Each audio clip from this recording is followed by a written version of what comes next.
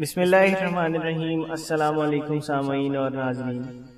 دوستو، اس ویڈیو میں ذکر کریں گے کہ خواب میں طبلہ دیکھنے اور بجانے کی کیا تعبیر ہے۔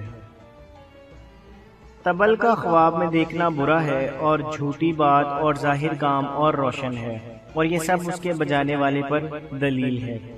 حضرت ابن سیرین رحمۃ اللہ تعالی علیہ نے فرمایا ہے کہ اگر کوئی دیکھے کہ طبلے کے ساتھ ناچتا اور رقص کرتا ہے تو غم و اندوہ اور مصیبت پر دلیل ہے، اور اگر دیکھے کہ صرف بجاتا ہے تو دلیل ہے کہ باطل اور بیہودہ بات کہے گا جس کے باعث مشہور ہو جائے گا۔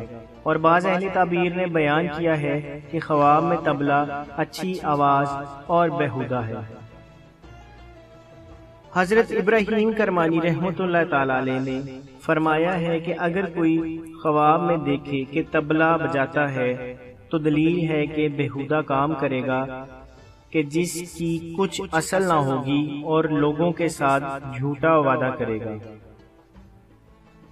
حضرت جعفر صادق علیہ السلام نے فرمایا ہے کہ خواب میں طبلہ بجانا ایسا کام ہے کہ جو نادانی کے ساتھ کیا جاتا ہے، اور آخر کار اس کا ظاہر ہوتا ہے کہ باطل ہے، اور خواب میں طبلہ بجانے والا شیریں اور آراستہ جھوٹ کہتا ہے، اور باطن میں غیبت کرنے والا اور بری بات کہنے والا ہے۔